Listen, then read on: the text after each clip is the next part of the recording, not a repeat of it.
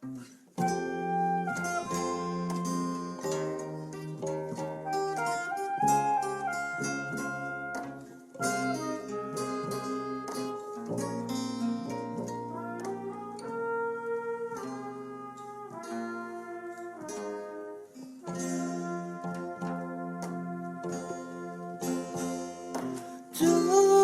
dope, dope, dopey, dopey dope, dope, dopey, dopey dope, dope, dopey, dopey dope, dopey dope, dope, dopey, dopey dope. Dope, dopey, dopey dope. Dopey, dopey dope. Dope, dopey, dope, dopey, dope, dopey, dopey. Dope, dopey, dope, dopey, dopey, dopey, dope, dopey. Dopey, dopey, dope, dopey, dopey, dope, dopey. Dope, dope, dope.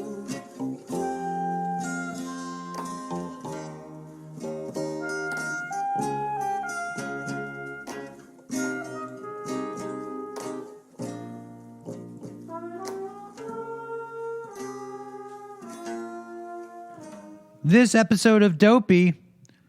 bonus episode of Dopey is brought to you by Aloe Recovery.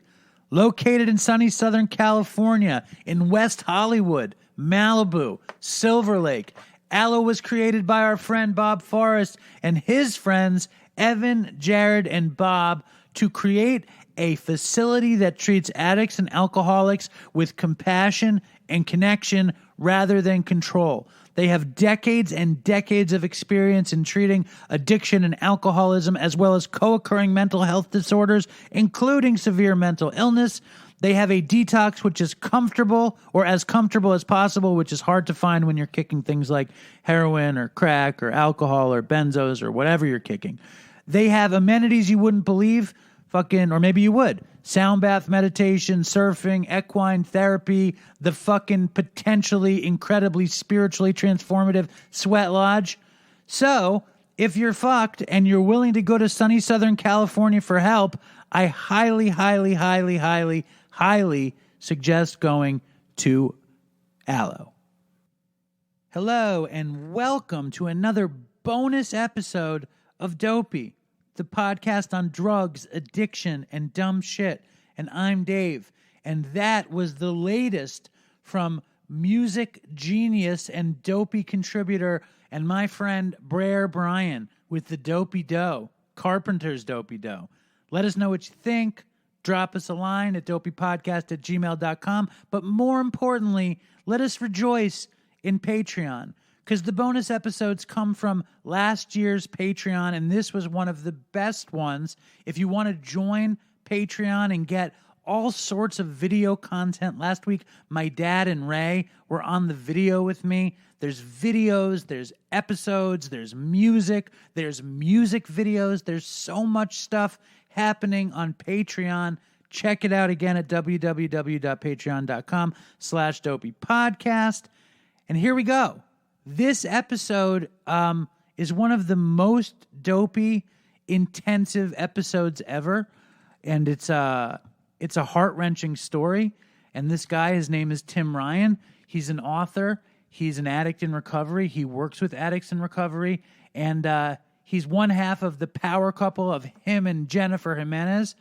And his story is ridiculously heartbreaking and inspiring. So enough with the kerfuffle. Here he is, Mr. Tim Ryan. Dave, thank you for having me on. Truly an honor to be on the Dopey podcast. And one of the most amazing things about Tim Ryan is he happens to be married to supermodel Jennifer Jimenez. How's that going?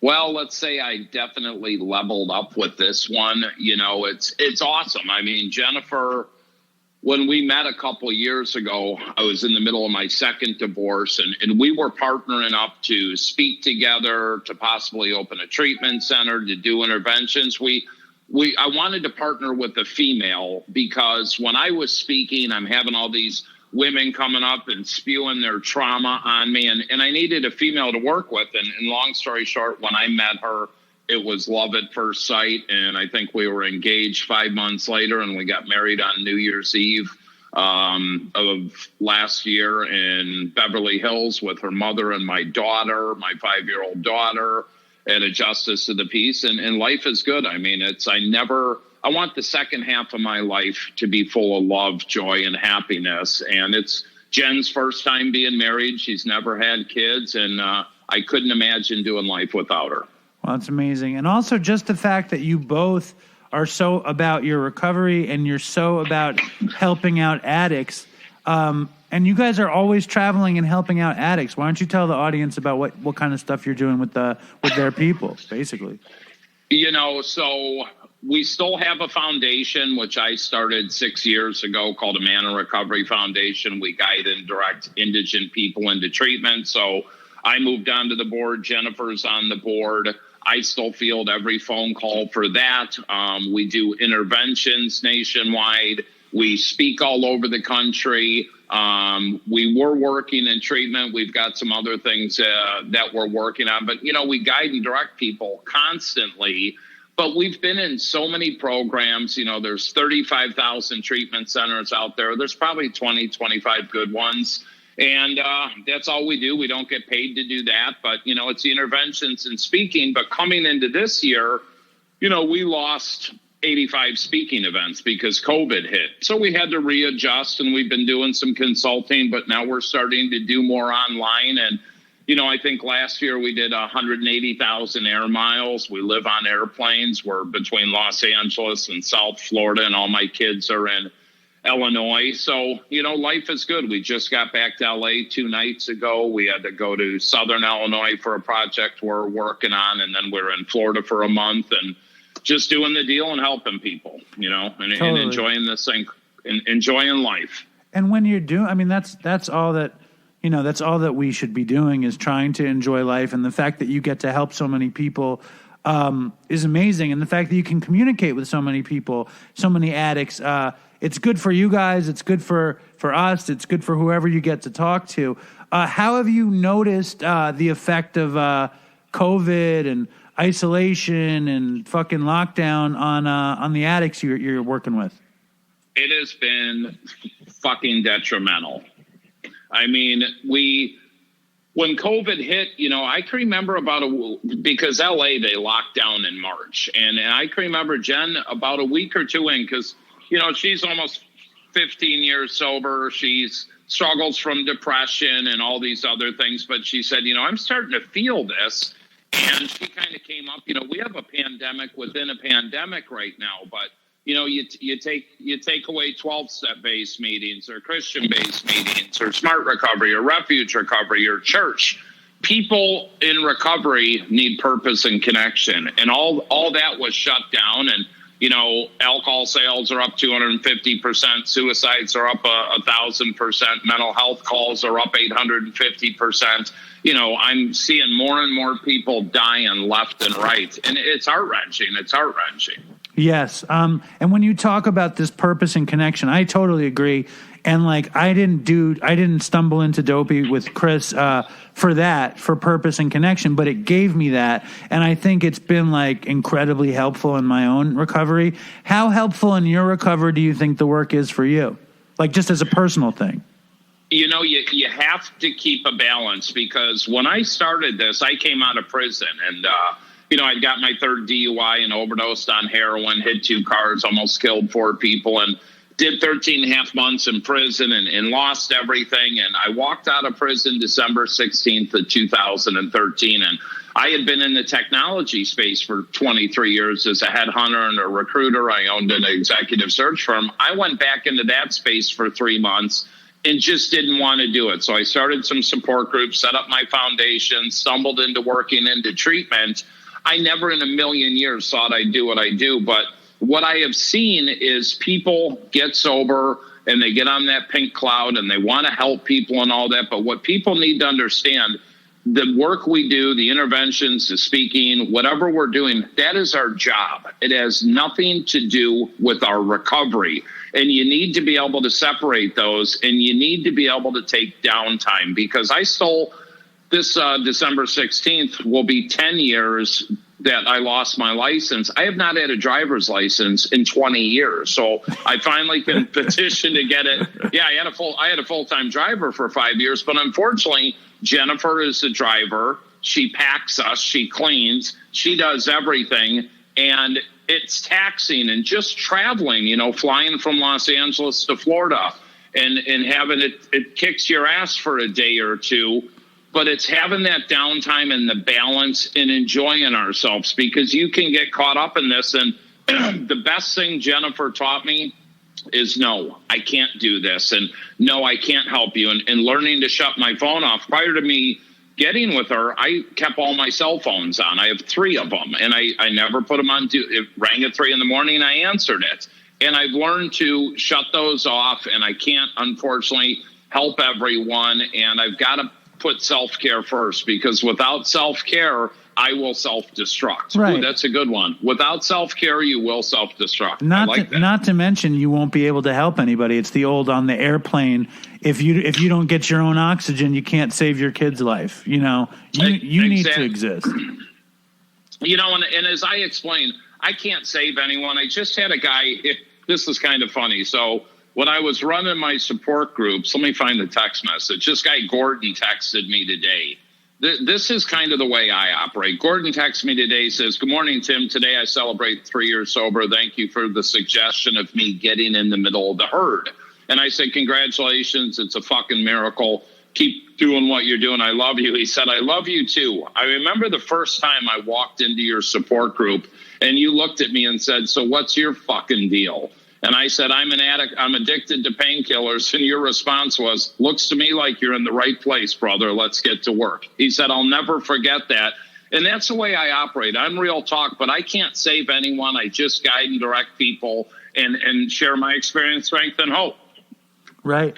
And your story is just gnarly and very, very painful. I mean, you're a survivor, and I think we should just talk about the hardest thing that I heard in your story was your son dying, and you were clean when your son died. Would you tell the audience a little bit about what happened with that?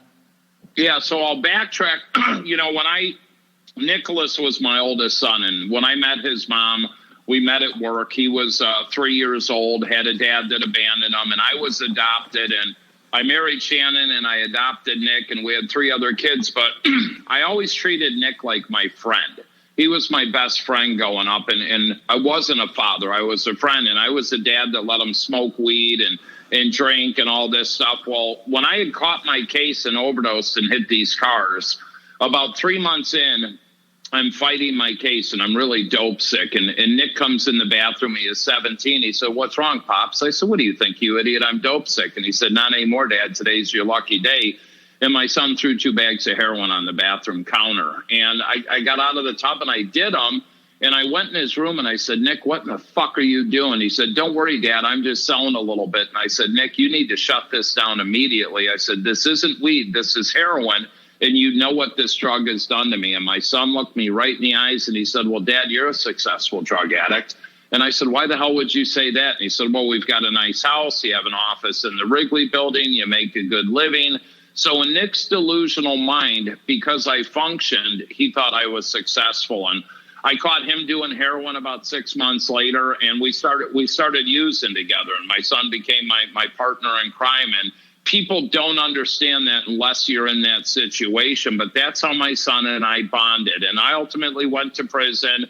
And my worst fear in prison was Nick was going to overdose and die. And I think he had been in treatment one more time. I got out of prison. Nick went to treatment again. And at about 19 months sober, I went to see him in treatment. And, he's like, "Dad, you're sober, I'm sober." He's like, "Picture me and you speaking in schools all over the country, a father and son team." And I'm like, "Nick, I'd love that, but you got to get sober." He's like, "Don't worry, I will." 30 days out of treatment, he's back in jail. He did 45 days. He got out. His mom picked him up, took him to lunch, and fed him and said, Nick, we're done. You know, you're not coming to my house. You're not going to Dad's. All you do is lie, cheat, and steal. And he's like, oh, I got it figured out. Me and my girlfriend are getting an apartment. 5 days later, this is 5.5 years ago, I called Nick, and I said, Nick, come to my house and get some Narcan. And he said, Dad, I'm not on that bullshit anymore. And I believed him. And 2 days later, August 1st of 2014, Shannon called me at 6 in the morning and said, Tim, get out of bed. I'm coming to pick you up. Nick overdosed. And I don't share this part of the story a lot. So Shannon was a nurse, and she picks me up, and we're driving, and she's like, Tim, it doesn't sound good. They said he's unresponsive. Well, I took my phone and plugged my iPhone and plugged it into her phone charger in the car, and automatically on my music list, a song came up by the band 6 a.m., Nikki Sixx's band, and it's a song called Courtesy Call. And Courtesy Call is about somebody overdosing and dying in a hotel room. So I unplugged the phone, and we just drove in silence to the hospital. We ran into the emergency room, Hinsdale Hospital, and Tim and Shannon and Ryan here to see our son Nick. He overdosed, and about 30 seconds later, the chaplain walked out. I knew my son was dead instantly, and when I speak, I'll ask people, what was my next thought? And 9 out of 10 of them will say, you wanted to go get high. No, my next thought was, I'll be at a meeting that night. And then I had to go in, and the doctor, and go in and identify Nick, and I will never forget seeing my son there with the aspirator in his mouth and cold, and he had been dead about 4.5 hours, and then having to go tell his mother. I'll never forget that scream. But yeah, that was the absolute worst day of my life. But the next phone call I made was to my sponsor, and I was surrounded by people in recovery, and I went to a meeting that night, and I can remember sharing at that meeting that my son had just died, and you could hear the from all the people, but that's what I needed to do. And the next day in the Chicago Sun-Times, on the front page, it said, anti-heroin crusader loses son to overdose. And in Nick's passing, he really kind of solidified what I do. But at his funeral, there's about 800 people. And I would say about 400, 450 were people I did not know that were all in recovery that came to support me. And it showed me that this recovery community is just awesome. And the next night I did an Narcan training event at the same church that I had slotted. And, you know, I just kept moving forward. But, you know, since Nick died, I've been to 150 funerals, and I quit going. I'm sick and tired of burying people. And, you know, when he died, he was with his girlfriend and 2 friends. And he had snorted 2 bags of heroin. His friend gave him a bar of Xanax. And these kids knew he was overdosing, but they were afraid to call 911. So they put him on the sofa, went in the basement, did more drugs, forgot about him, came up an hour later, and he was dead. And the cops wanted to charge them with drug-induced homicide. I said, no, I'm putting them all into treatment. But if they would add Narcan, he could be alive. If they would have called 911, in Illinois, there's a Good Samaritan law. The cops would have come, paramedics, hopefully rescued Nick, taken the drugs, and nobody got arrested. But those are things Jennifer and I educate today when we speak in high schools and colleges and corporations. People don't know about these laws, and that's where our system's broken. Well, the system is broken in so many ways. But the word, I mean, first of all, I'm so sorry about your son and like the trauma that you had to go through. You know that the guy I started Dopey with died, you know, pretty, 2.5 years into making the show.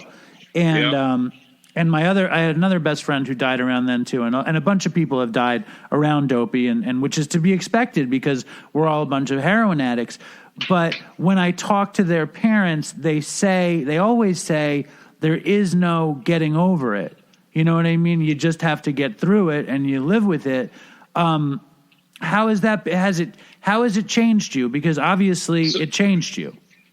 So that is, pardon me, Dave, that's a brilliant question. And for a couple of years, I blamed myself. And I'm like, I'm the father that killed his son. But I didn't. The disease of addiction killed Nick. And I was speaking in a high school about 2.5 years later. And afterwards, I'm doing question and answer. And this 15-year-old girl puts her hand up and she said, Mr. Ryan, can I ask you a question? I said, yeah. And she said, when are you going to stop blaming yourself for your son's death? You didn't kill him. The disease of addiction did. And that little girl knocked me off my square. I broke down crying. I gave her a huge hug. And then I shifted my thinking. And last year, August 31st, Jennifer and I were in Pennsylvania doing 8 events. And one was Overdose Awareness Day. And we're at this event, and there's, 400 people and all these parents with their 5 and 8 and 12-year-old kids that are alive, and they're all just crying. And, I miss Johnny. He died 12 years ago. And I miss Lucy. She died 5 years ago. But they're all crying. And what does this do to these younger kids that are with them? Because what happens is people live through their dead kids or their dead husband or wife, and I don't. I celebrate the 20 years Nick was on this planet. I cherish his life. I don't live through the day he died. So when I got up to speak at that event, I said, look, I did what I did. And I said, look, you people have 2 choices right now. I said, you can live through the day your loved one died and go into a grief that you're never going to get out of, or you can celebrate their life and take that negative and turn it into a positive. I said, families here can start support groups, the sober homes or the treatment programs. You can go speak. You can start businesses that these kids in recovery can get jobs at. You can flourish your community. And it turned out really well. We got a standing ovation, but it's shifting people's thinking, and everybody wants to blame. Here's an analogy I use. So a father has the 14-year-old kid has his first beer with his dad. And then when the kid's 25, he gets in a DUI wreck and kills somebody. They blame alcohol. They don't blame, the kid. They blame alcohol. Now take the scenario of some kid at 22 sells a bag of heroin or dies from an overdose. They want to blame the drug dealer. They want to blame everybody else. They don't blame the disease of addiction. They surely don't go back and blame the father that started drinking with that kid at 14 and accepted that, and the kid transitioned into opiates and ended up dying. They want to blame the drug dealer. And people need to look at this. Parents play a part in this. Everybody does. And if you enable the behavior, nothing's going to change. But we've got to quit blaming. It is a disease. And, if I was using with my son and he died, that's what addicts do. We Absolutely. use together, unfortunately. So that's where we got to educate on Narcan and this whole Narcan thing. Narcan's great. It saved my life. But something we need changed is if somebody is brought to a hospital due to an overdose, they need to be put on a 3 to 5 day psychiatric hold immediately. So we have time to get peer recovery support specialists in there and try to convince that person to go to treatment versus making them stable and letting them walk out the door 4 hours later, because that's what happened to me, and I went right back to using.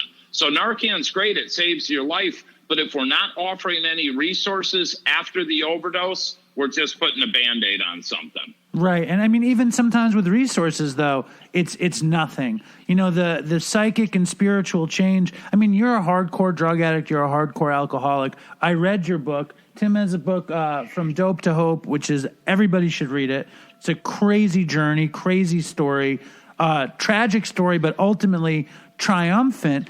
You managed to have your own, I wanted a spiritual awakening forever, and I didn't think I was ever going to have one. And then when I did, I didn't even see it as a spiritual awakening. You were, like you said, a heroin addict, a coke addict, obviously an alcoholic.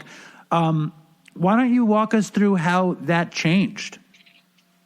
It's crazy. I grew up in the northern suburbs of Illinois. In Wisconsin, the drinking age was 18. So at 14, we were going up to Wisconsin drinking. Nobody was getting DUIs. None of that was happening. At 15, I tried cocaine, but I still didn't start getting consequences until I checked myself into treatment in 1990 at 21. I started freebasing cocaine, blah, blah, blah.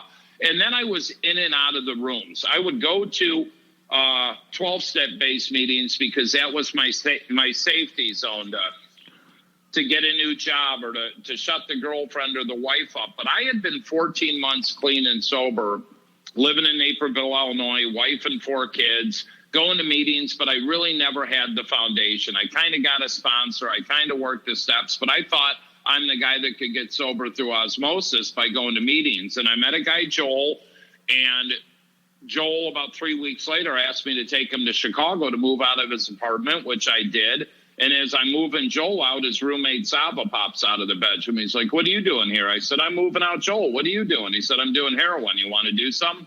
Okay, that quick. And you were in 12 steps at the time. You were doing meetings at the time.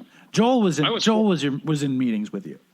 Yeah, and I was 14 months sober, but I had no foundation. My foundation was made out of straw and pebbles instead of reinforced concrete with steel in it, and what's one bag of heroin going to do? That was it. And then my heroin addiction lasted 12 years, 8 overdoses, clinically dead 3 times. And at the peak of my addiction, I was doing damn near 5 grams of heroin a day. Right. I mean, it was insane, but that's how quick and progressive this disease hits you. And my spiritual awakening was in Northern Illinois Receiving Center right next to Stateville Prison when I got sentenced to 7 years in prison. I'm 6'1", 220 pounds today. I got the COVID-19, so I put on 19 pounds. But anyhow, yes. When I walked into when that Judge Wattis sentenced me, I weighed 158 pounds. I had skin and bone, I was walking death, and I shit and puked myself for 2 weeks straight. I didn't sleep for a month, but I'm in the holding cell until they figure out what prison you're going to go to. And I just looked up and I said, "God, higher power, whatever's out there, please take away this obsession and compulsion to use. And I swear I will turn my will and life over to you. And please let me get into Sheridan Prison." And the next day I was transferred to Sheridan Prison. And there's 28 prisons in Illinois and 2 had therapeutic drug treatment programs. It's still a medium prison, but I got in there. And Sheridan Prison and the West Care program saved my life. I needed structure. I needed accountability. I needed to lose everything. But since that day, I have had no thoughts of drinking or using drugs. And I plugged into the 12 steps and I still have a sponsor and I sponsor people and I do meetings. And, that program gave me the spiritual tools to live the life I live today, because people think, at least for me, I got sober and I go to meetings and all that. I got sober to have the life I have today. I do meetings and all that, but that's just gave me the foundation to live the life I live.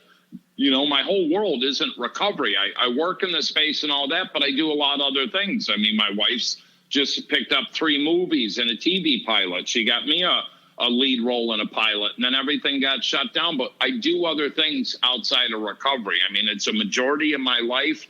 But I'm trying to say is the 12 steps and all that gave me the foundation to live the life I live. And if I decide I'm going to go open a pizza place, I'm going to go open a pizza place, right.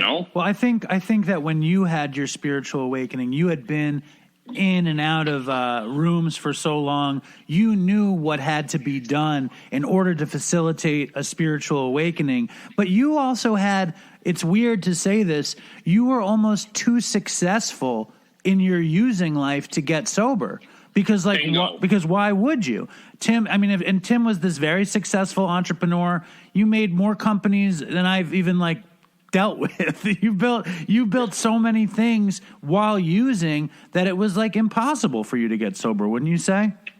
Man, I made my first $1 million at 22. I lost it by 23, and I'm the guy that had the 1.4 grade average, who got an 11 on his ACT 5 times. I'm verb, pronoun, adjective. I don't know what the fuck they are, but I knew how to learn from other people. And yeah, I was very successful, but that was a problem too, because I always thought I could buy my way out of things. I'll just get because I went to prison in 2008 for 4 driving on revokes in a year, and I did 61 days and they released you, but I never had consequences until Judge Wattis gave me 7 years in prison. And my wife divorced me and we lost our home in foreclosure, and I displaced my family. And my cellmate was a guy by the name of Big Perk. And Big Perk was a Chicago gang chief for 25 years. And it's kind of a crazy story. When I got to Sheridan Prison, I did 30 days in the SEG building. Then you go to an orientation hall, and I got into one of the little buildings in back, and I go to walk in my cell, and there's this big black guy sitting on the bunk, all muscle. And I kind of looked at him. I said, "Hey, man, what's up?" And he's reading an AA Big Book, and he looks up at me. He said, "Hey, Whitey, you into recovery?" I said, yeah, why? He said, because if you're not, brother, you ain't coming in this fucking cell, because that's all we do in here. I said, I'm into recovery. He's like, hey, I'm Big Perk. Nice to meet you. And James Perkins helped save my life because we didn't get a TV.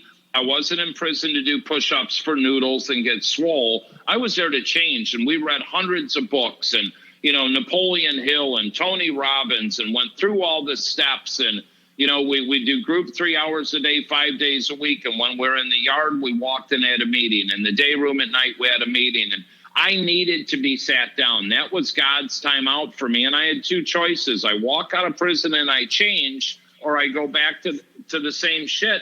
But I had to get humble. I had to surrender, and I had to get out of my own way because I'm my own worst enemy. Right. I was hoping Big Perk was because he had the biggest Percocet pills in Illinois, but no, his last name was Perkins. You were, I mean, like, it was a divine moment. You were lucky to get this kind of guy that, like, basically put you through your paces. And you also had, I mean, it's one of those things, you know, it's providence. It's you were in the right place in the right moment with the right background.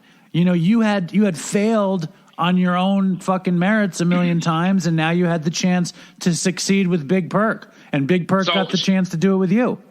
So I can tell you where I was in this prison, it was about 15 miles from a place called Skydive Chicago. And I'm an avid skydiver. I've got over 500 skydives. And I kind of felt like I was close to home and all this. 2 weeks in, I had to go to the school building, and you got to go see if you got a GED and all this. And I walk up to the guard desk, and the guard looks up at me and he says, your name? And I said, hey, mattress. And he said, my name's Officer Nowak. Go stand in the corner. And about 5 minutes later, he comes over and he goes, so, Tim, what are you doing here? You jump out of any planes lately? Officer Nowak and I had skydived together for 15 years. And he tells me, looks at me, he says, Tim, you cannot let anybody know that you know me because I'll kick you out of here, and this is a good program. But that was also another godsend to me that, you know what, I'm going to be okay. And, you know, prison to me, I hate to say it, but it was the greatest experience of my life, one of them, because it saved my life. And don't tell me prison doesn't work. And if we had more structured therapeutic programs, they change people's lives. And the former warden is a really good friend of mine. I've been into that prison 15 times to speak. And, you know, I speak in prisons all over the country now. And, you know, I'm truly blessed. And when Jennifer and I will have tough times, I'll always say it's better than prison. You know, I'm not eating from a box underneath my bed. You know, I don't have to take a shit by putting up a towel, you know, and I got a blessed life today. I have everything I need, and it's not from a financial side. And yeah, we struggled financially this year and all that, but it's okay. I've got a roof over my head, clothes on my back, food on the table. I have a kick-ass recovery community, and my life is truly blessed. My kids are healthy. My mother-in-law is healthy. My brother-in-law, my parents, life is good. Let me ask you this, because, like, I only did a few nights in jail. You know, that was the most I ever was around the penal system, thank God. But you hear so many stories about people going to prison and using, and you got there and you were like, fuck, I'm fucked. Were you in withdrawal when you got there?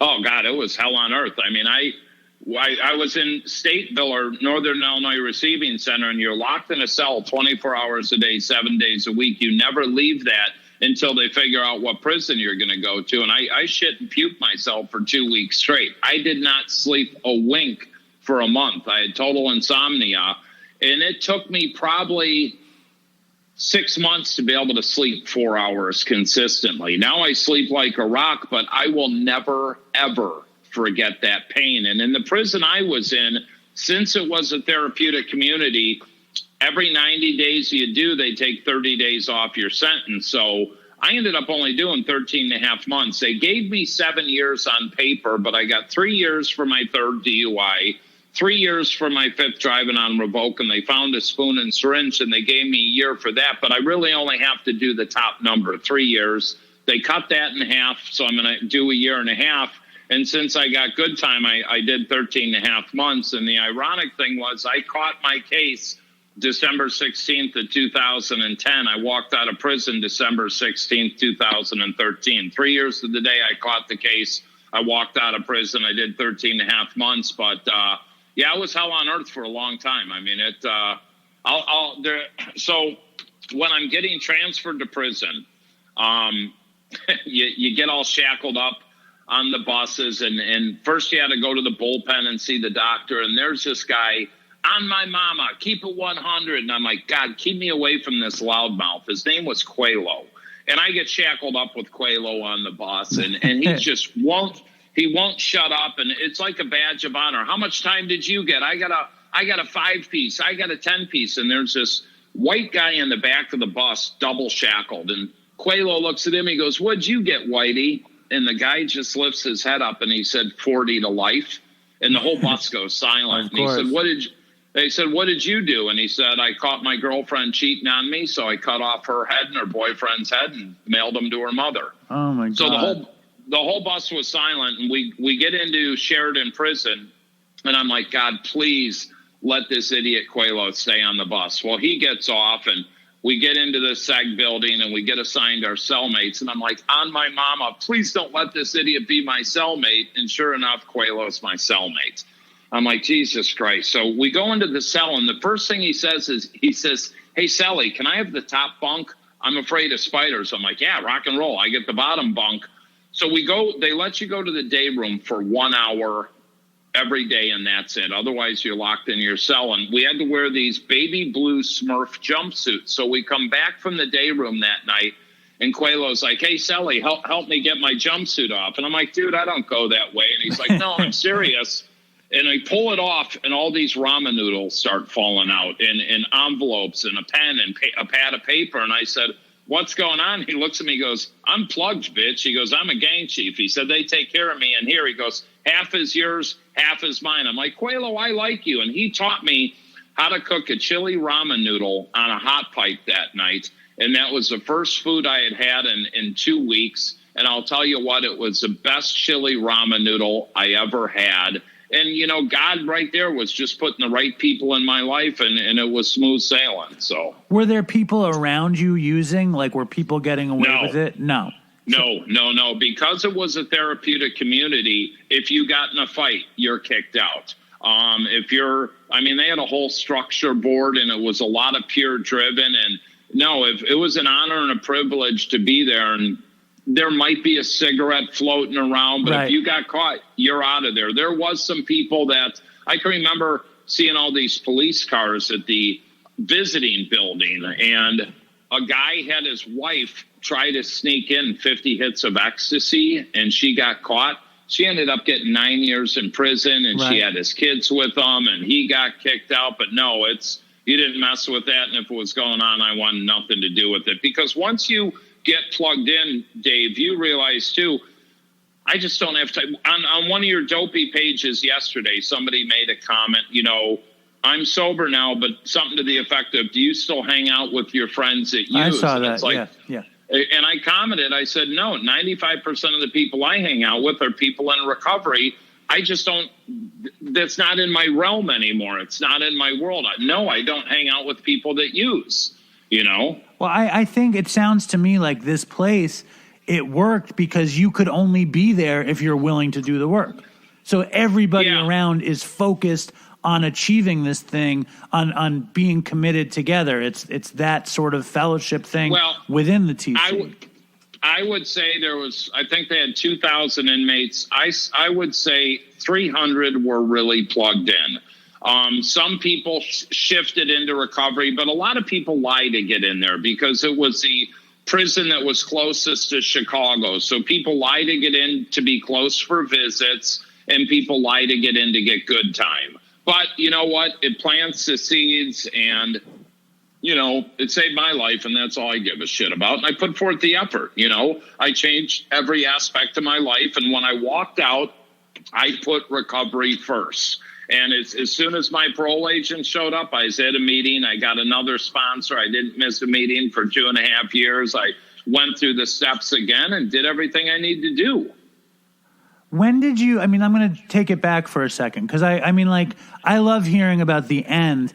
When did you know that you were an addict in the first place? Like, when did you really know? Like I'm trying to write something and I'm really struggling getting myself to write. And a friend of mine who's a writer, she was like, write about when you knew you were an addict. When were you sure you were an addict? 15 years old. You knew right away. 15 years old.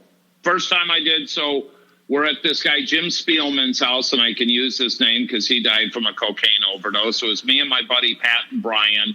And we said we were sleeping at Pat's house, and we go to Jim Spielman's. He was a senior in high school, and he had a party. And Brian's older brother, Joel, was there. And I remember him saying, hey, you guys want to do some cocaine? And me, Pat, and Brian each put up $5. And Joel did, and we all split a quarter gram of cocaine. We each did one line of cocaine. I fell in love with that. And Pat and Brian are like, all right, we're going back to Pat's house. And I said, I'll be there in a little bit. And I went up to Joel and I said, do you have any more of that? He said, I have a half gram. I'll split it with you. You owe me $25 on Friday. The first time I tried cocaine, I had it fronted to me. And that was the rest of my high school. I mean, every weekend I ran a pizza shop and my whole world revolved around cocaine and drinking. And you would you say, I mean, so you knew right away. It took me a little while to figure out that I was an addict. And like I said before, I think it was your success that kept you from getting clean, because like, why would you get clean if you were successful while you were using? Did you agree? I mean, was that where it was for you? Because I mean, you went from city to city, company to company, success to success, using basically.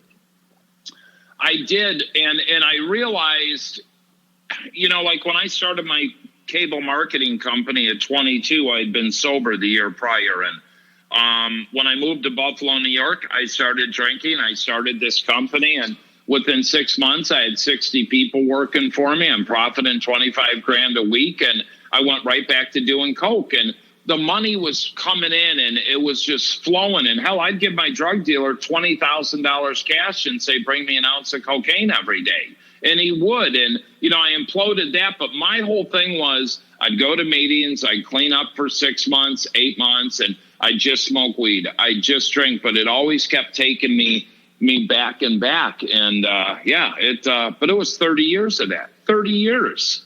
I didn't know. My ego and my pride was so big. But that fucking heroin, though, that's what destroyed me. I mean, absolutely. But I functioned on that. And when I was in the tech space, I'm going and closing multi-million-dollar deals, shooting heroin in the fucking bathroom. Nobody knew I was. No one knew I was doing it. When was the first time you used a needle? So I didn't use a needle for about 3 years. With heroin? Did you shoot? And you didn't. I started heroin in probably 2000, 2001, and I snorted it. And at first it was China White, and then I was dealing with this guy. I can use his name because he's dead too, Ray Roland. Ray was third highest up with the Maniac Latin Disciples street gang in Chicago, but he also worked for the City of Chicago Water Department for 15 years. And that was kind of his cover for the gang. And I was the only white guy allowed in this neighborhood at this man's house. I knew his wife, his 4 daughters, and I thought we were good friends. But Ray liked me around because I spent a lot of money. But the crazy thing is, about a year after dealing with Ray, he says, Timmy, get in the car. And we drive downtown, and he says, you see that red door? I want you to get out of the car and walk through that. I said, what's that? He said, that's a methadone clinic. And I said, well, why do you want me to go there?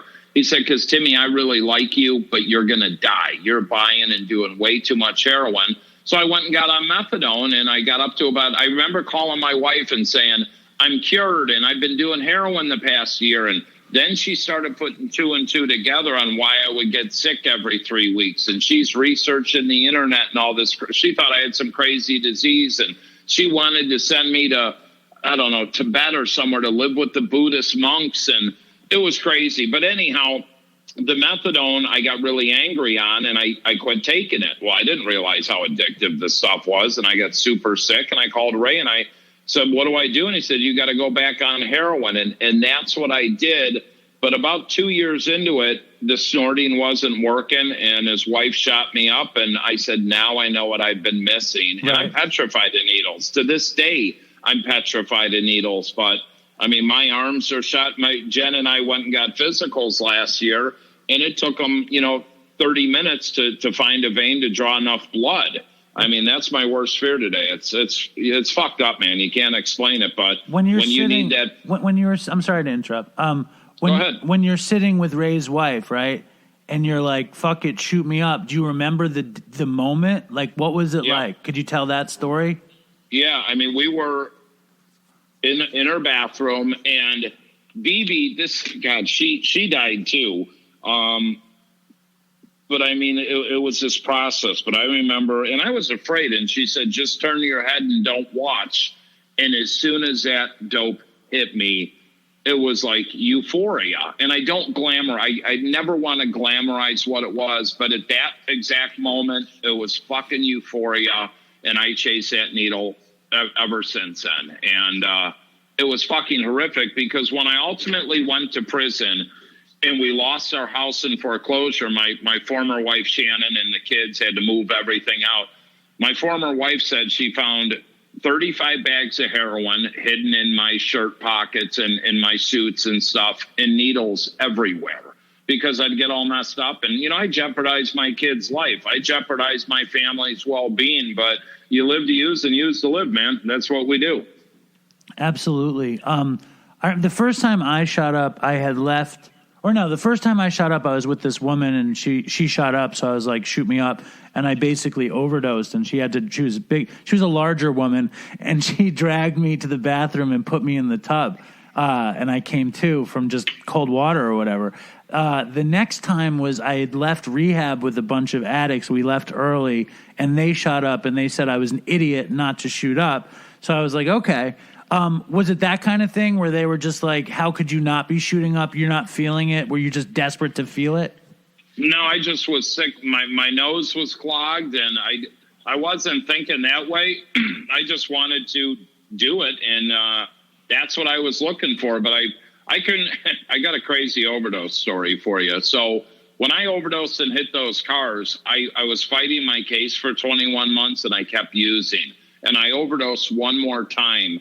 And I went to my so-called friend's house, and Rich and Missy is their name, and they're both dead too. And I can remember shooting up, and I'm like, I didn't get enough, and I shot up another rig. Well, when I came to, I'm in the hospital, and my face is beat up. I got a black eye. I'm missing a tooth, and I'm asshole naked because I cut all my clothes off me, and my wife is standing there crying. And I said, what happened? And she said, Tim, they found you dead on Hill Street. I said, what? Well, what had happened was I overdosed, and my so-called friends dragged me down 2 flights of stairs. That's why my face was all beat up. Oh, my God.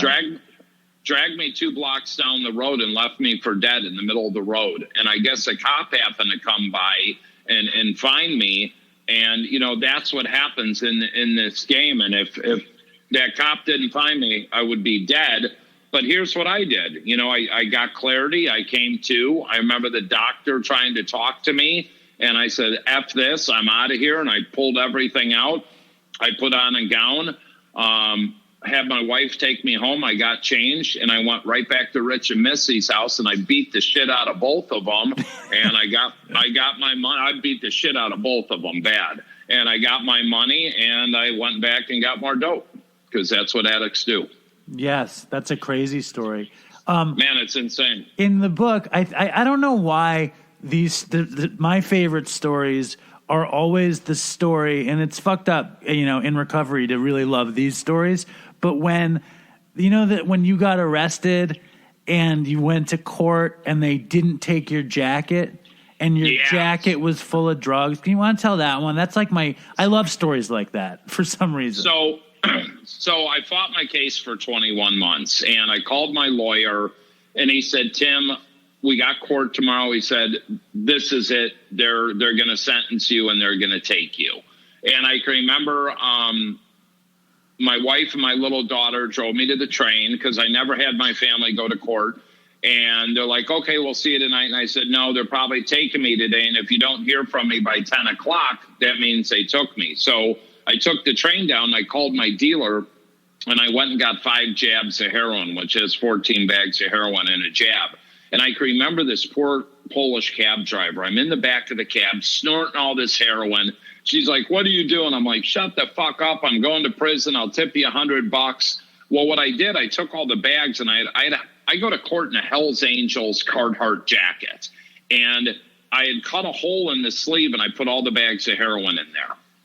And I go get sentenced. Well, my coat was on the bench because I went up in front of the judge and I had a nice outfit on, and they sentenced me and they take me right and back. So I'm telling the CEO, I said, "Look, my lawyer comes back there," and I said, "Look, you need to get my coat." And the CEO's like, "You don't need it." I said, "Look, dude, it's cold in those bullpens and it's got my wallet and cell phone. I want to give everything to my lawyer." So my lawyer goes and gets my coat. So the CEO gets my coat and he pulls the sleeve out. And I said, "What are you doing?" He said, "Well, you're a heroin addict. You probably got a syringe hidden in here." I said, "Sir, I'm going to prison. I have a wife and 4 kids. Why would I do something so stupid?" And he goes, "You're right." And he throws me my coat. And I give my wallet and my cell phone to my lawyer and said, "Thanks for everything, Dick. Can you mail this to my family?" And he's like, "Yeah," and wishes me the best of luck. Well, as I put on my coat and they put me in a holding cell, bags of heroin start falling all over the floor. So I get them out, and I was able to get in and transfer them into my socks so I could get through the machine. And I really don't remember much of Cook County Jail. I spent about 3 days in there, and it was a total blur. And next thing, we're going to Stateville Prison. But the reason I brought the heroin in, I didn't want to get dope sick. And in Cook County Jail, you can see a doctor, and they gave me a bunch of meds. But obviously that didn't work because I did all that. I can remember in the bullpen, this guy is puking his brains out, just all over. And there's 80 guys in there. And I said, "Dude, are you dope sick?" He's like, "Yeah, it's horrific." And I said, "Here." And I gave him a bag of heroin. And he was so grateful. But I said, "You need to understand this is going to happen in the next 8 to 24 hours. You're going to be doing this again." He's like, "Yeah, but I'll be fine right now." So, yeah. Classic. Yeah. Didn't the same thing happen, though, at home with a suit jacket full of drugs? That was like, Yep. Yeah, that was like, and you got out of jail and your wife had your jacket. So, yeah. Why do I love jackets full of drug stories so much? So this was when I overdosed and hit the cars. I spent a week in Cook County Jail, and my mom and my wife at the time wouldn't take my phone calls. And now this happened December 16th. December 22nd, I finally talked to my mom, and she agrees to put up the bail money because Dad needed to get home for Christmas. So I get the 23rd, I get bailed out, and they let you out at like midnight. My wife had been sitting outside for, 10 hours. We drive home, not a word said. We pull into the garage, go into my home office, and of course it's, "Oh, I'm sorry. I said, "Did you happen to go to the van because I don't have my glasses?" And she said, "Yeah, your glasses are on the desk. Your coat was in there. That's hanging in the closet. I'm going to bed, and we'll talk in the morning." And she left the room. I got my glasses. I went to my coat, opened up the inside coat pocket. There was all the heroin the cops never found. I went right back to using. It's amazing. It's amazing. Yeah. The whole thing. Obviously, you've been to the moon and back. You've been to hell and back, and you paid the price. You know what I mean? Like, and the fact that you can, that people benefit from your story is the most important part, and I hear that all the time when I read about you. So many people pop up that you've been like, right there to get them into treatment, to offer them advice, to get them to a meeting, and you never would have been able to do that without going through the torture you went through. So, I mean, no, it's all part of the journey. And today my wife and I, Jen, we get to do this thing called life and speak and do interventions. And man, it's amazing. I mean, I had that documentary on A&E called Dope Man, and we were just on Inside Edition and the Tamron Hall show and the Abrams angle. And we get to use our voice for the voiceless now. That's what Jennifer always says, we're the voice for the voiceless. She's got an amazing TED Talk. I did one about 3 years ago, and we started a podcast, the Tim and Jen show, and life is good, man. So I also really appreciate you you joining the Dopey Nation group and just like being a part of it. It's just like, I mean, I think humbling yourself and being around addicts, like no matter what, is like the recipe, I think. If it's your work, if it's your passion, if it's just for yourself. Like I know for me, like being around it, it just makes me better, and they're my people, and I'm happy that you're a part of it too. Well, I'm grateful to be a part of it, and they are my people. Addicts, alcoholics are who I relate with because I'm one to the core. And my wife and I just happen to be two people like yourself, Dave, that were able to come out of the mess and prosper. And look at how many lives you touch with your podcasts, with your pages. And, you know, that's not why you started this, but that's what it's morphed into. And this is just a beginning. And I'm truly blessed and honored that I get to be a part of this. No, it's awesome. The other weird thing, and I mean, I struggle with this from a day-to-day sort of thing, is, you know, like the phrase built-in forgetter, it isn't about forgetting what it was like to be an addict. What does the phrase built-in forgetter actually mean? I always forget. Fuck, I don't know. I've never heard that one. Okay, they always talk about a built-in forgetter where I think they're talking about forgetting how bad addiction was.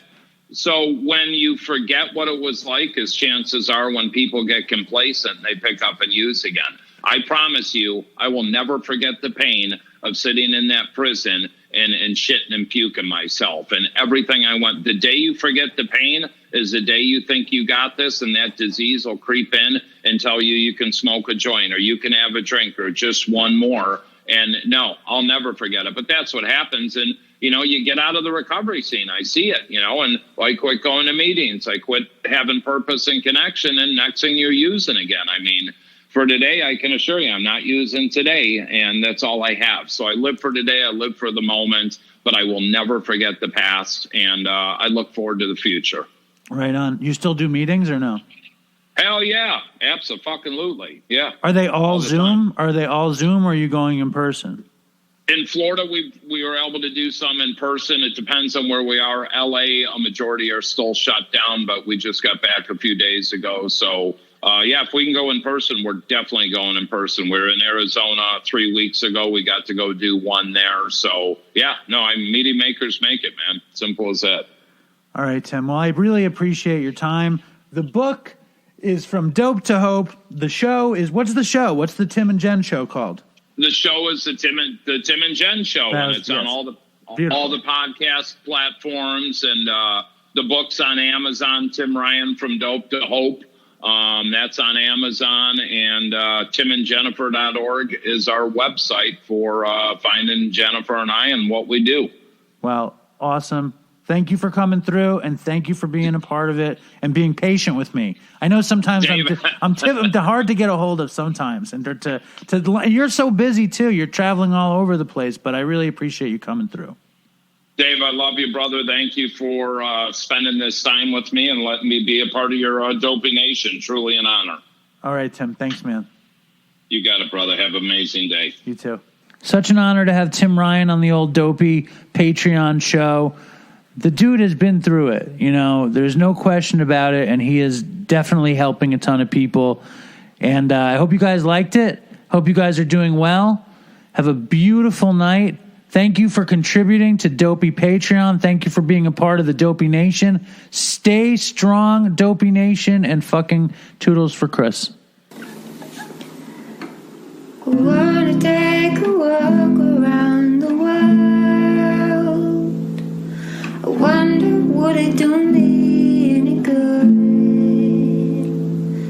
Until I get some money in my pocket, then I guess I'll just have to walk around my neighborhood.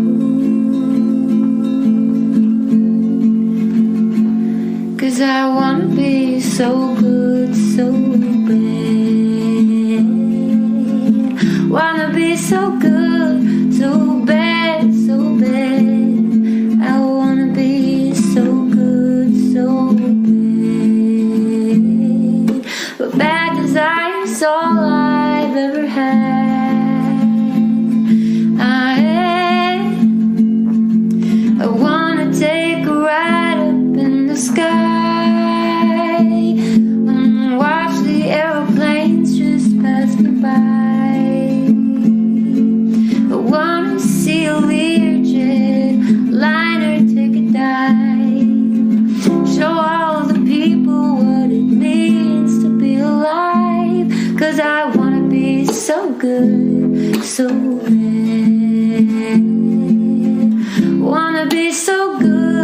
so bad, so bad. Wanna be so good, so bad. Bad desire's all I've ever had.